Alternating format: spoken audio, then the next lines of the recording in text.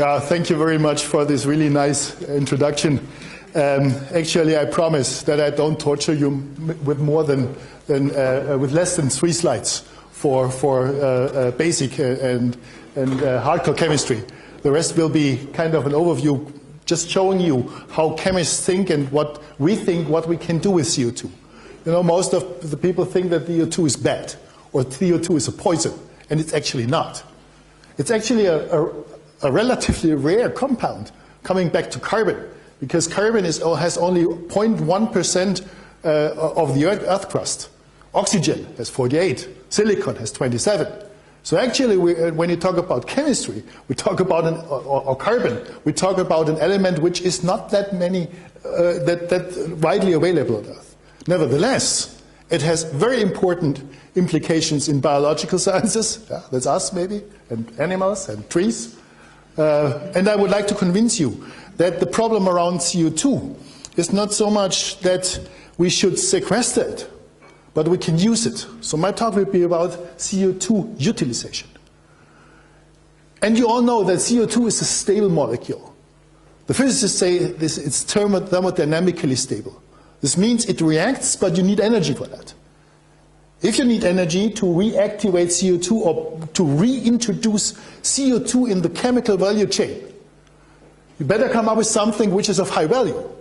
And the first thing I have in mind with that is materials. This is why I slightly changed my topic, and I would like to convince you that CO2 is a very valuable building block for novel materials, and you can touch this today. And on the other hand, I would like to show you that CO2 might even be what we call an energy vector for storing renewable energies. This is the content of my presentation. Now if I start discussing materials, I show you what I mean.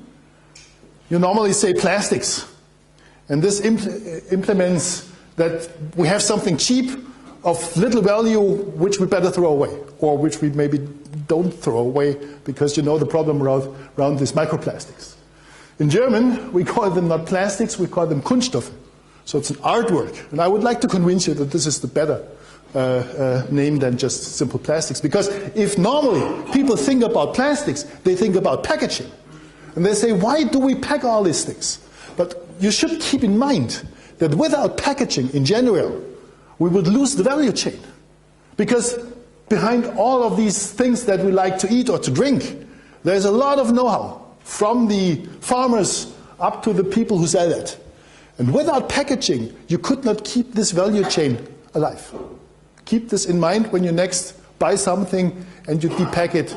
And you are not throwing, and we all look about sausages or the milk, and then we throw the rest away. But they are functional. They should be chemically inert, because the food should taste like food and not like the polymers around. It should be lightweight. It should be printable. It should be tight. And we just buy it, open it, and throw it away. What I want to tell you even becomes maybe more prominent if we look to other types of materials. If some of you might remember 15 years ago, sportswear, it was just cotton. Now it's high-tech fibers.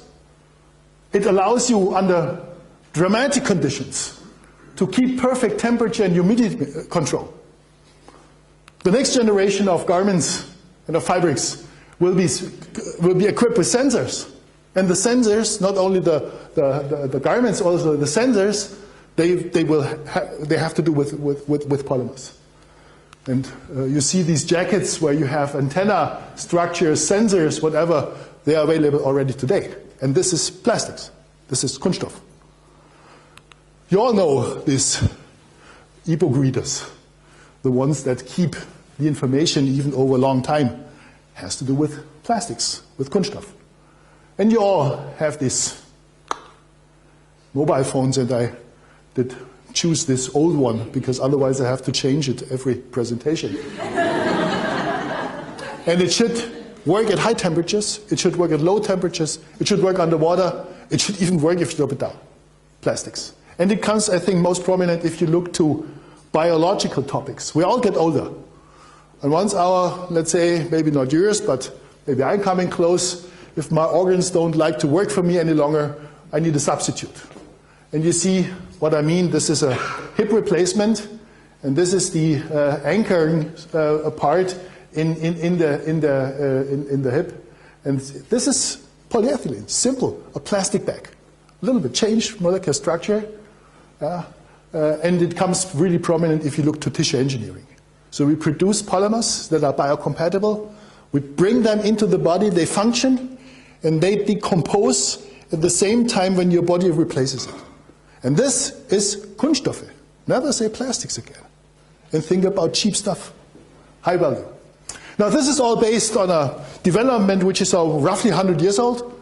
Actually, polymers were discovered in Germany. And this means that it's an important factor for our infrastructure. And what I show you is available from the internet. Plastics Europe collect information on polymers all over the world. And this is an old slide, actually. It was a forecast from 2004 to 2010.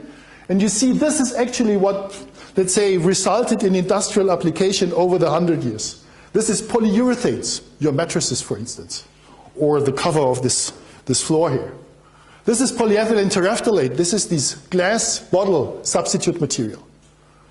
And you see this is polycarbonates. If you have plastic glasses, is there polyamides, nylon, you know that.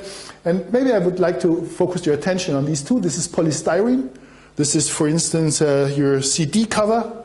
And this is ABS for the specialist, acrylonitrile-butadiene-styrene. You don't have to remember this. But this is actually what you touch when you touch an electric toothbrush, or what you touch when you touch a coffee machine. This is the cover, or maybe a vacuum cleaner. And keep this in mind. Here we are roughly 20 million tons, and this is why I'm showing this to you. I can even calibrate it to modern numbers. You see this is polypropylene, a typical packaging material. And in 2010 it was 53 million tons worldwide. And in 2016, even despite the financial crisis, 56 million tons. We're talking about huge, huge volumes. Some people say we could substitute this with bio-based polymers. But keep in mind, even for a low volume polymer like this polycarbonate, 4 million tons, there is no product or no company currently that produces bio-based polymers even coming close to 1 million, 50,000 tons maybe. So substituting this, or the properties, by something which is bio-based is an interesting question. And I'm not saying that it will not work, but currently it's a niche idea. Now we could say, and this is not the only argument. The other is that it's not only the production of these polymers. There's a worldwide established industry how to process this, how to make these devices like this. Right? And nobody would change the machines just because we have bio-based polymers currently. I would like to make that clear. For instance, polypropylene, this big thing here, started in the 50s, last century, packaging. But now look at it. We all know this, how complex the structures can be. And you know it's a thermoplastic material. It means it melts, and you have it as a viscous melt. You can make these complex structures, and once you reduce the temperature, it crystallizes, and it's solid. It's a solid. And you have this as the bumpers in cars. If you decide this afternoon to buy a Mercedes or a BMW, then you touch it and you will see this is polypropylene. You can even buy a smart car where the body is fully made from polypropylene. So we do not want to miss this. It's not all about, let's say, plastic bags. This is maybe just a simple argument that we see. It's about keeping these properties. Now, all of this is currently 100% oil-based. I don't know if you know that. What do you think? How many percentages of all the oil which is, let's say, produced currently is going to chemistry? Who has a guess? An educated guess? 50? 20? 5%. 5 to 7% from all of the oil go to chemistry. The rest is burnt. Mobility, heating, right? But even that, even based on this argument, could we find another carbon source than oil? Could we do that? And this is my question. Can we use CO2? Can we use this carbon in CO2? CO2 is not a poison. We use it. Right? It's poisoning like water. Nobody would say that the water is a poison.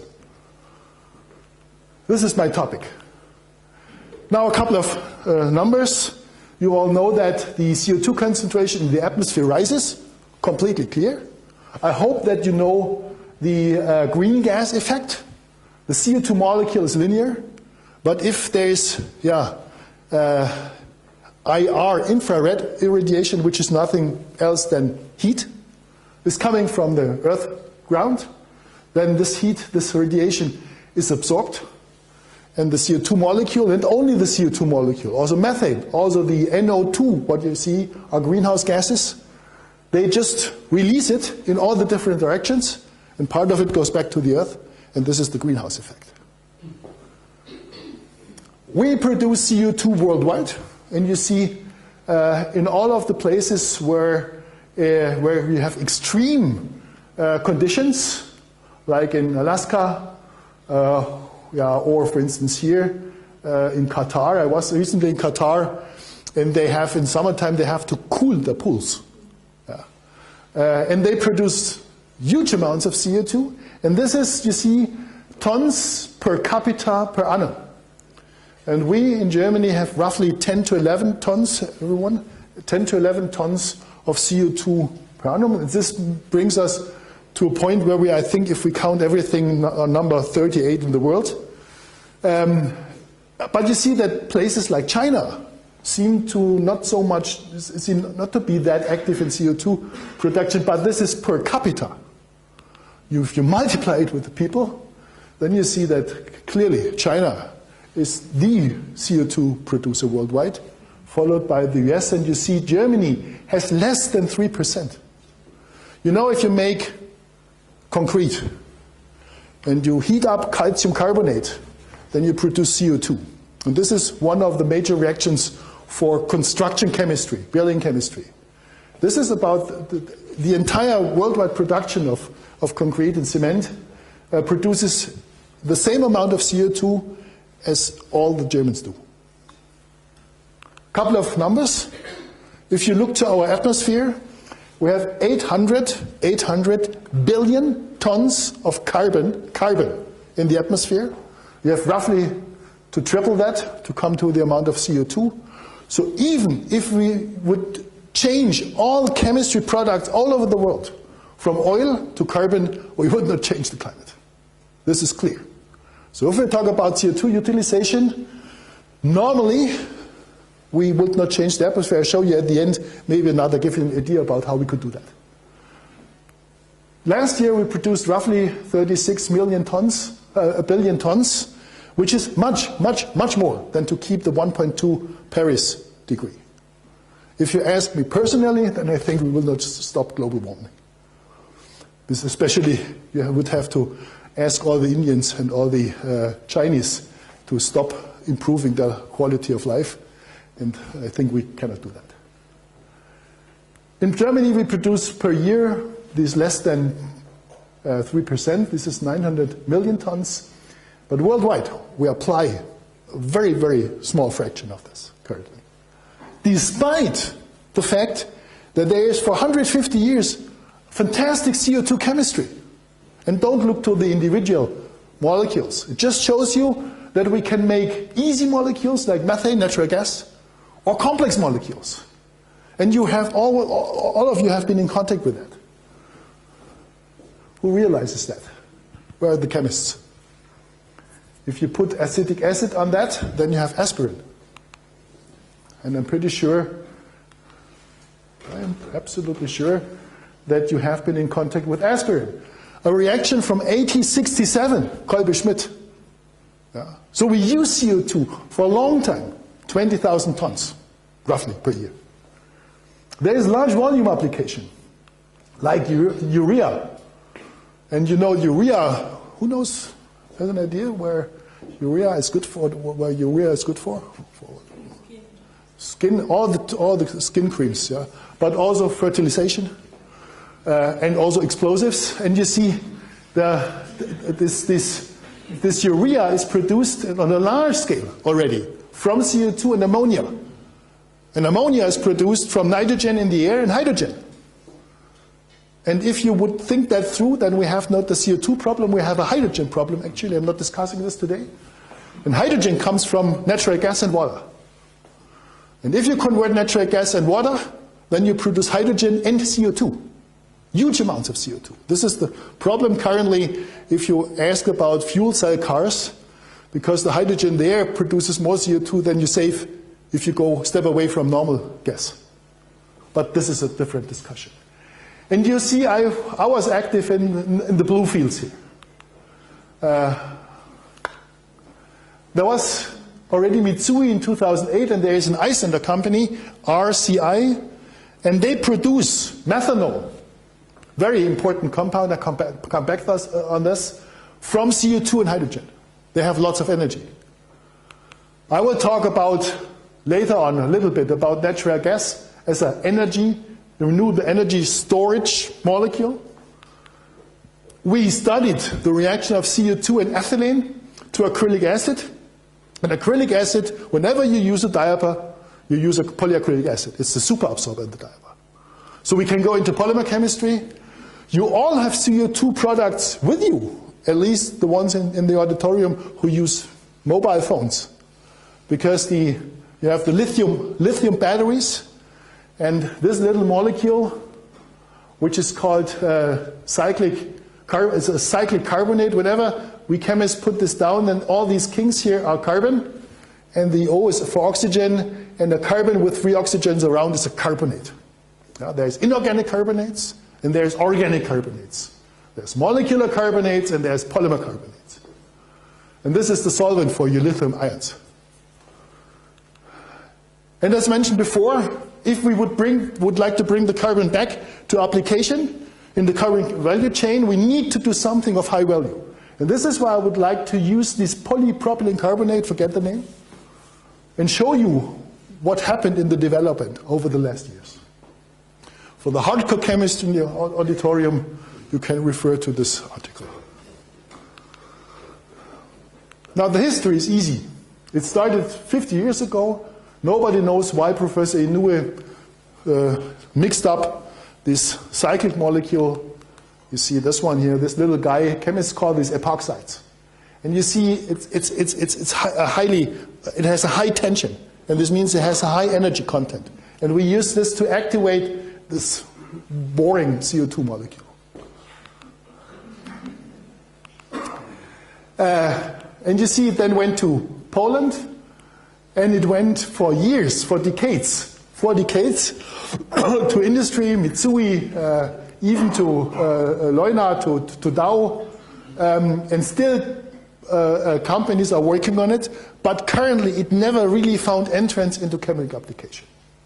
And there's one reason for that, and I have to tell this to you so that you understand the idea behind.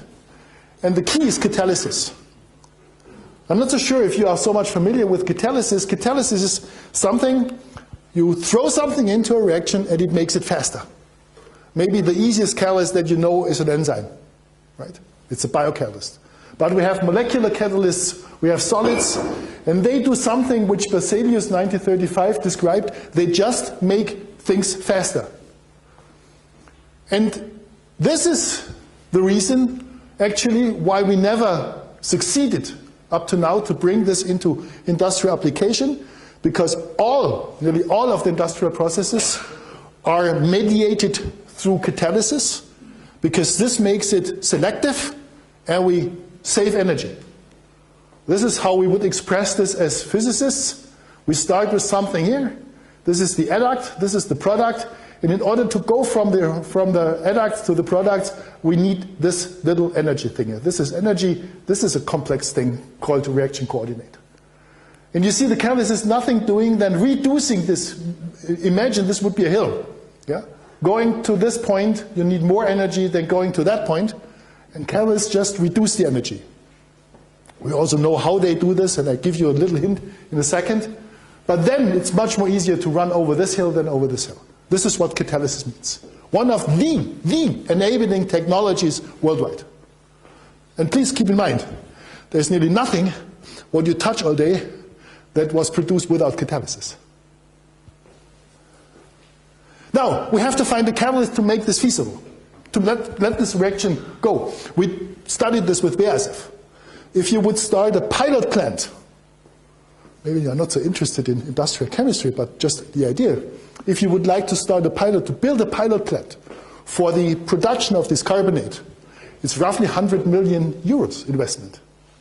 So you better have a system where you don't have to wash the catalyst out. So chemists call this a continuous process.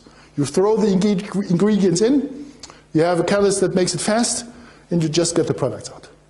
That's the idea. Now I would like to torture you with my famous 3 slides. And I would show you how chemists do that. How do we find such a thing like a catalyst? Now this is the polymer structure, and you think, you know, this thing is not static, it vibrates. And it vibrates, and for this process to induce this, you need energy, and you need heat. And heat is nothing like IR radiation, infrared radiation. So if we look at this frequency here of the stretching frequency, we use something which is called an autoclave. This is a little steel tube, a very complex one. By the way, this thing is roughly 750,000 euros. This thing is roughly 30,000 euros, so it has also something to do with financial support. Right? And this is a special thing, can go up to 100 bars, high pressure, high temperature, and it has a little window, a diamond window in the bottom. And we use a robot, which is placed here. And this looks, so to speak, without taking a sample out, during the reaction into the autoclave. And what you get out are these crazy curves. This is just intensity. And from the slope of this thing, which is characteristic for this structure, from the slope here, we can, so to speak, look into the reaction. So we don't have to play in the dark. We can gain information from this reaction. How fast is the reaction depending on the little 3-ring concentration, the CO2 concentration, and the catalyst. This is how we look into a reaction and say, okay, this is what we need to do in order to improve. And now comes the chemistry part. We use zinc as a center, and you also use zinc in your body. You all know that we have, the blood is red because we have the hem, the iron, and you all know that this little thing transports the oxygen from outside to the muscles. Have you ever thought about, you know what happens if you open a bottle of sparkling water? The CO2 comes out, right? CO2 has a very bad solubility in water. Have you ever thought about how the CO2, which we produce after burning sugars with oxygen, how the CO2 comes back from the muscle to the lung? It's also transported by the red blood plates, because you have an enzyme sitting on there, which is zinc-based. So zinc needs to be the ideal. I could discuss this with you if you would like to do that out, but maybe not. Zinc is cheap, colorless, and non-poisoning. So we thought it's a good thing that we produce something like this. And I don't want to go through this. We have means in chemistry that we can, let's say, so to speak, make pictures from these little molecules. We talk about angstrom, a picometer scale. And you see, we can look into that, and this is just a brief understanding. You see, into this ring type, one of these 3-membered ring structure fits into it. This is the last inserted CO2, and they are oriented relative to each other. This is the principle, key and lock principle of a catalyst. Now, we're lucky. We studied this reaction. There's a little bit of other stuff sitting around, but this is this 3-membered thing. This is CO2. And you see there is an important number in catalysis, and people call this turnover frequency. This is nothing as how it describes basically how fast this thing is. And if you would like to set up a pilot plant or later on a large plant, you have to be roughly about, this number, whatever it is. It should be around, let me put it around 150,000. And nobody could produce a catalyst that could come close. You see this is always sitting here. And we came with this structure roughly to 40, and then chemists can play around. And you see the same thing, but just adjusted here. Very special meaning, and we came to 150,000. This is the first catalyst worldwide that would be active enough to enable, let's say, industries to set up an industrial reaction. This is needed. I'm just not telling this to you because I think that you like chemistry so much. I'm telling this to you what it means to come up with a new structure. Right? Now, coming to the polymers. Maybe you remember this ABS thing at the beginning, when I told you this is toothbrush or vacuum cleaner. And I don't discuss the numbers with you, but you simply see, if we take this polycarbonate, I brought a piece of with you, and it looks not really spectacular. But every carbon in there comes from CO2, not from oil, but it has a very nasty property, and this is that it becomes flexible already at the temperature of my hands. And you agree you would not make a coffee machine out of it, right? But we can add some other polymers. This chemists call this blending. And we use a little compound, which is a biopolymer. I'm not discussing this with you, it's only a little bit, and then it becomes crystalline. And we did this jointly with BASF. You can process it. This is a cover from a Siemens vacuum cleaner. So I'm showing you that this is not just a lab curiosity, what I'm talking about. This is the first completely oil-free device, so to speak, that comes completely and exclusively from CO2 and can be processed on conventional machines. I told you nobody would buy a new extruder or something. This went around the world. Siemens made we made the catalyst, BASF made the polymer, and Siemens made at the end this little part. And you see it went around the world. We have the largest polymer fair in Germany all 3 years. It was 2 years ago in Düsseldorf, and it was in Beijing, in San Diego, Dalian. So this is really an interesting and important thing. You can have other appliances, just to let you know. Maybe somebody remembers what this is or sees what this is. This is the board of the inner part of a fridge. And it's a blend with another polymer. And there is something that you might use already. Who likes cereals in the morning?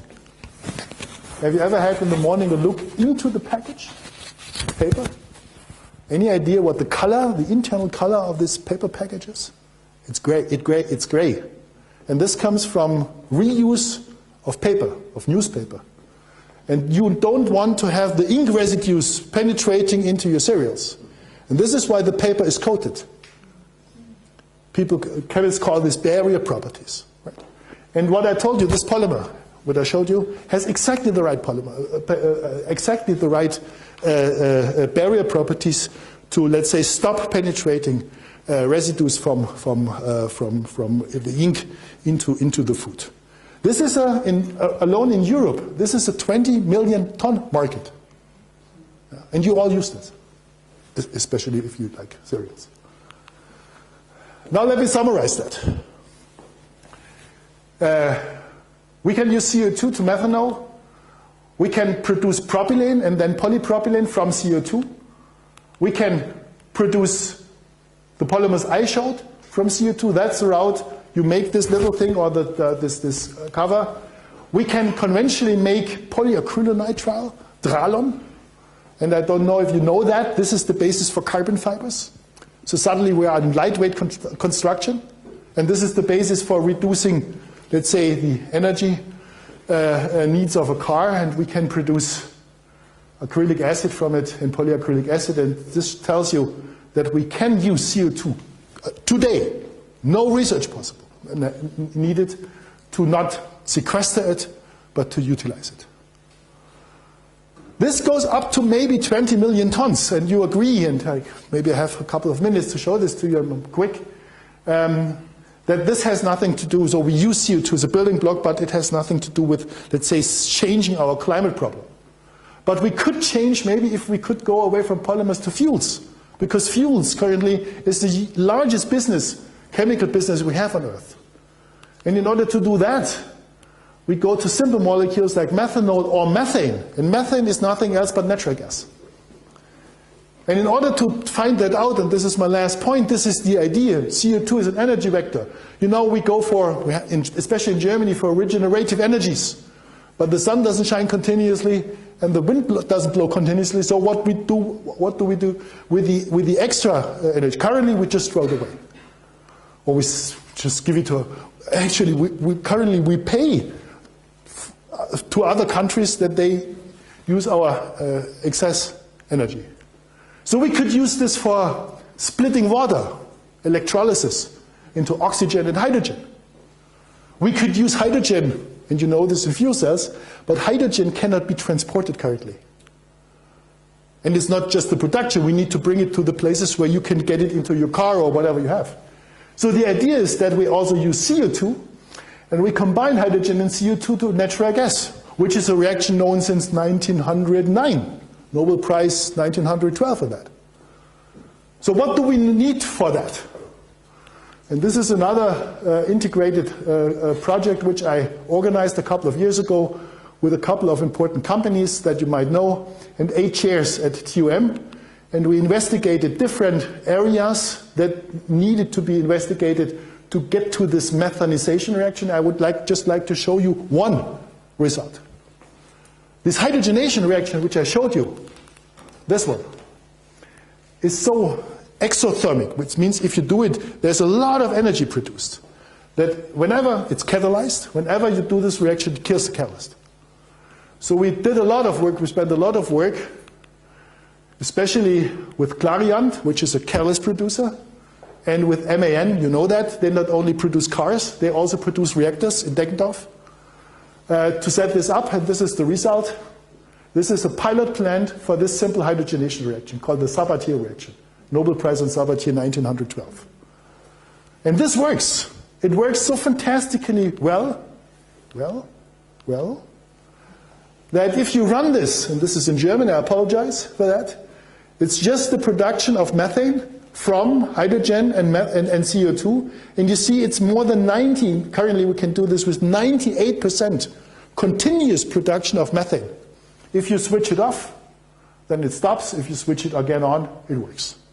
And it's used, maybe you have heard about it, and maybe you remember me once you see it, by Audi. Maybe you have heard about the e-gas Audi. It's just that Audi says we reduce the entire CO2, let's say, emission, if we just make the fuels from CO2. You can have this from the internet, and you see, for instance, Audi R3 Sportback G-Tron, and what they do, they use exactly this excess energy they produce with CO2, which comes from a bioplant. They produce methane, and they run these flex fuel cars. You can buy that. And keep in mind, whenever you see that, the catalysts are from my project, and also the reactors come from this project. And this shows you how important this is. This has a direct impact on our life, right? If you like to drive Audi cars. If not, then others. Right? I hope that this explains why I had to torture you with these chemical structures. And let me just, at the end, one last slide, give you a vision. Could we use, currently we use wind, we use sunlight for photovoltaics. Could we use sunlight more efficiently? Much more efficiently than now. Could we, for instance, use sunlight to convert water and CO2 to fuels? Sun-driven fuel production. This is based on Jean-Marie Nain's work, Nobel Prize in the 80s. And you see they make just out of CO2, CO, which is a very important thing in chemistry. We call this syngas. And I show you it works. There's very complex molecules. I don't want to point out in detail what it is. We have special pulse reactors developed. This is now research. Maybe you've heard, we know we are in the last round of this excellence initiative. And jointly with LMU, and this is why I did choose that, chemists and physicists from LMU and TU have joined, and they came up with a new cluster idea with the E-conversion. You can see this in the internet. And E-conversion basically follows this idea. Ask the question, what are the basic reactions in battery research, which we don't understand currently, the basic reactions. And the evaluation of this E-conversion cluster is in April 27th. And I hope you all keep everything what you have, because if we succeed with that, then Munich, with our 2 wonderful universities, will become the center of the world for energy research.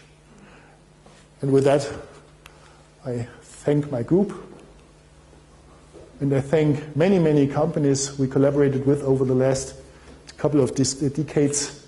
I have to thank BASF, Covestro, and we have a wonderful program, an international research and training group with Canada, and I have to thank Wacker, and I have to thank you for your kind attention. Thank you very much.